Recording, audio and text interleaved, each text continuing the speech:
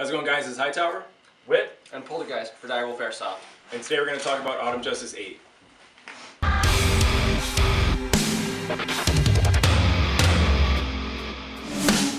Alright, so last game we went over the Spring Offensive series from Stag Ops. We went over camping, where our CO was, pretty much the whole layout of the field. Parking, all that jazz. camping and stuff.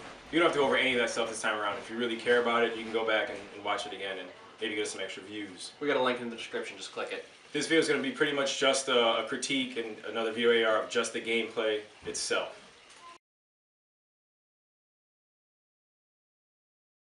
So one of the big pluses, unlike the Spring Offensive game earlier this year, they actually had a guy going up and down every squad line for the safety check and the gear check.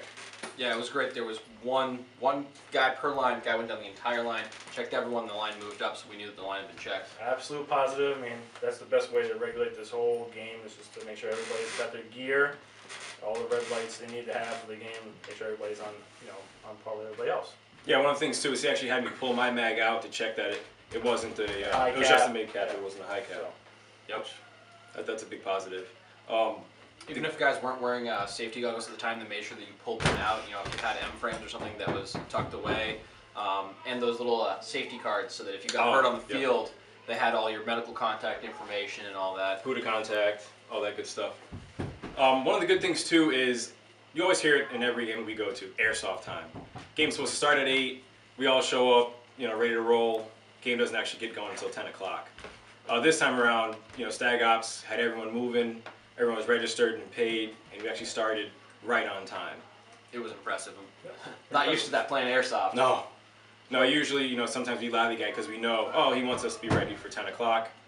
We're gonna sit around because we know 12 o'clock is the actual. well, it's also good. You open up the register for 600 plus, 600 players, but you try to see who can make it to the game at that time frame, and you try to wait, but sometimes you can't wait that long for them, so you just gotta keep just rolling the game on. So yeah, typically it's what, 300 or something, or 400. Yeah. Yeah, this year they opened it up to more though, so larger population. But you didn't hold off and then wait for those other people to come, so just start the game. That's the way it should be. So the gameplay this time around, at least for Direwolf Airsoft and our whole squad, it was a lot less standing around and a lot more action. I mean, from my perspective at least. Yeah, full squad this year, pretty much, right? Yeah, we did. We rolled in roster, with so 2 full fire teams. It was What, 12 guys? 12 guys we rolled with? 11, but yeah, close enough, 12. Yeah. so we had a good force of fire and protection. We could do anything we really needed to. Yeah, we were able this time to actually move as 2 different fire teams and kind of, piggyback each other and get in position when we needed to. Yeah, one support weapon this time. Yeah, we did. It actually stayed up whole game, didn't it? Yep. It's So impressive for us. One thing I didn't like so much was the tanks still. It still gets really hard to take these things down, and maybe, when I think airsoft, I think people on people. The idea of having tanks there is great, and I think we had some pretty good ideas last time. Maybe again, hopefully, Cobalt, you see this video and consider some of the the options that we throw at you. But it was fun. I know that vehicles had a lot of anti-vehicle. Like a Fear Jeep, for instance, was loaded for bear. As soon as they saw another vehicle, it was immediately screw the rest of the players, vehicle on vehicle action, trying to take that down. But yeah, it seemed like too. I don't know if it was maybe Cobalt's doing, but rather than him changing the game for us, a lot more people had anti-tank out there as well. A lot more nerf racks were being thrown around, being shot at these things. So maybe that's his end game, is to get us to kind of elevate our game to take out tanks. But I would say, other than the one standalone vehicle that really wasn't a vehicle, which was the mule, I feel it shouldn't have been involved because it wasn't really a vehicle. It's more like a platform where people can stand on, and caused a lot of controversy in terms of gameplay and how it was actually used. there were definitely instances where the mule was behind cover where you could not see the vehicle, and the gunners were standing up and shooting and then screaming at kids, hey, we're a vehicle, don't shoot at us. It's kind of, if the vehicle's not visible and your gunners are engaging, you're going to get shot back. Maybe that would have been used better off as a platform to bring materials out to the field that you couldn't engage and provide support fire only for that scenario, like where they bring stuff out and then just return back to respawn. That's it. It was tasked with, there was one bad injury. I'm not sure what happened, but I do know it was used as a medevac for the one kid who hurt his leg. So That's true. Yes, there was an injury on the field, and it was useful and helpful for that leg injury that did occur. So of course in these things, one thing I hate to bring up, but sometimes it's fun to get into a little debate is the negatives. And at this game, there's an area called Fort Kickass, and around it, it's got this like black netting. And I don't know if you guys know how netting works. Most airsoft fields have a black safety zone netting, which is fire and stuff like that. But they leave it up for this game and it caused some issues. And the way netting works is if you're close to this net, you can shoot through it. So if you, let's say you get there first, you run, you control the area, you're at that net, you're shooting through, hitting whomever you want. Well, if you're, that's not the intention of the net beginning. no, it's supposed to be a safety zone. But if you're far away from the net, these guys are shooting at you. the try net to catches shoot that. the BBs. That's the whole point of it, is so that it's a safe spot. So if you have a weekend gameplay, you can use that as a spawn location. People can go in there. It's a safe zone. But having it be a primary objective at a national event, the first team to get Fort Kickass holds it the entire game because there's no way to take it. They can see as far as you can see. They can shoot out of there, not necessarily as far, but they're invulnerable in this location. It still engage you as you're attacking with the net there, which gives you a disadvantage when you're the attacking force, because you can't shoot through the netting with enough force to actually take a hit down. Yeah, I mean, if I've got a full net around me, I essentially have this bubble of safe zone where I can attack out and can't be attacked. There's no blind spots even really to get to Fort Kickass other than being really fast and just getting there in first. Yeah, that's the.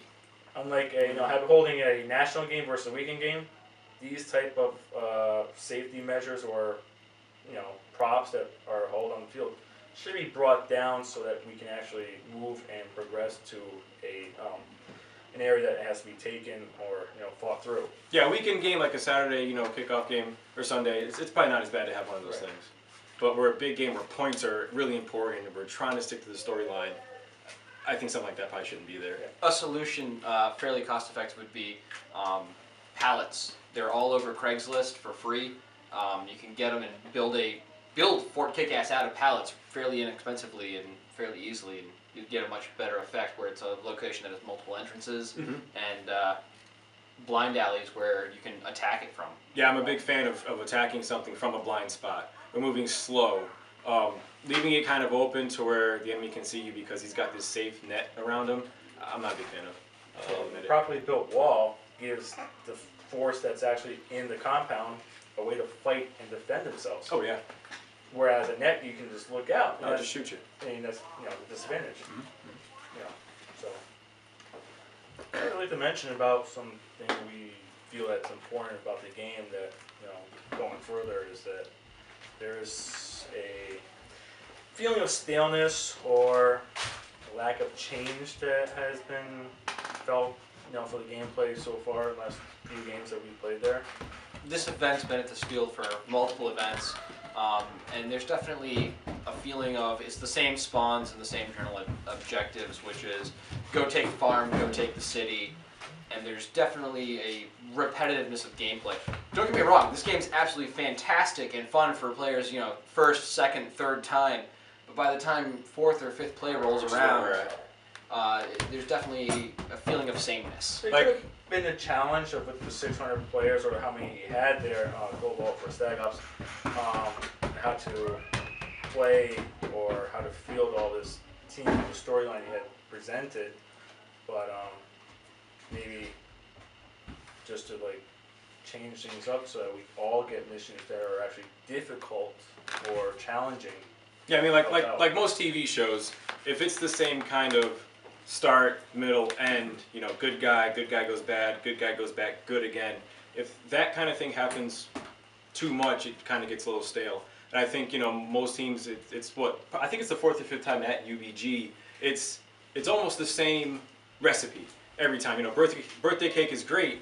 Birthday cake every single day starts to get a little old. Green is starting on one side every time we've been at UBG. Tan is starting at their side. It'd be nice to maybe flip, switch it around. If we can change the field up, I don't know how we can do that, or maybe cater the mission so that the city isn't as important. Granted, everybody wants a little bit of CQB action, But if we went somewhere and made, let's say we made Fort Kick-Ass the place that everyone has to be at and not the city, it will divert more attention out into the field, and then we get back to some good old-fashioned woods airsoft. With gameplay, yeah. I mean, we play in New England. That's where we started, was out in the woods.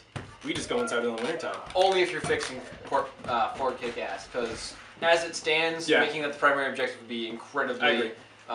frustrating. I agree. Some good parts about the gameplay is, even with the increased player count, the field didn't feel crowded. No, it I didn't feel was clustered or anything. No, it was actually a benefit to actually have that many more That's players. that's tip of the hat to the Stag Ops crew and Cobalt. I mean, these guys have to go in and plan this game months in advance just to figure out, we're expecting X amount of players, we're expecting this to happen, and then let us get out there and play and see what happens. To Yeah. adapt and be successful is a tough thing to do. And Very, type of very, gameplay, very. sort of, Nielsen type of games. especially it was fairly last minute when they actually increased the player count. It was only 2-3 weeks out they increased it. They handled it very well with the increased number of players. Saw some new faces and some old faces. So, but the new players that came or new teams, they benefited a bunch from this time around. So in closing, I hope you guys over at Stag Ops, and especially, you Cobalt, you watch this video. It's not a hit against anything. We actually do a lot more praise than we do the negative stuff. But we take AARs compiled of Direwolf, Kafir, a bunch of other teams that play there, both tan and green side. I talk to a lot of guys, and I try to compile as much as I can to get this out, to get it on camera, to get it to you. Because sometimes reading a bunch of words, in a form may get too cumbersome for some. We really support this game and want it to grow and be the best it can possibly be. You definitely want to continue this game further. Maybe even change location. Got a lot of Direwolf love for the Stag Ops games. Speaking of Direwolf love, biggest highlight for our team in general was Owen, Shamrock's youngest son, was publicly recognized for hanging with it the entire game and being the youngest player on green. That was for the youngest player recognition. Yep. For both sides. That both kid got out factions. there and rolled with us both days. Only issue he had was a little bit of fogging on his lens. Didn't complain one bit. Yeah, he was out there. He would fight tooth and nail to the last guy. It was impressive. Very. Stag Ops actually awarded him one of the limited edition 1911 from Elite Force that's all weathered with the key mod, slide, and such. Very similar to this one right here that we made in honor of it. So, but we'd like to thank Stag Ops for that, for recognizing young players to continue the game further down the road. Thanks, guys, for watching the video. It's Hightower. Poltergeist? And Wit. And hopefully, if you want to watch any more of our videos, just tune into our YouTube channel or check our Instagram or Facebook page out. We got a bunch of stuff up there, and this might be the last video of the year. I mean, Now we got a couple more coming out. hopefully. If not, next year we got a bunch of games ready to roll, and we talked to a bunch of game producers. So hopefully we'll get some good stuff for you guys. Like, comment, subscribe.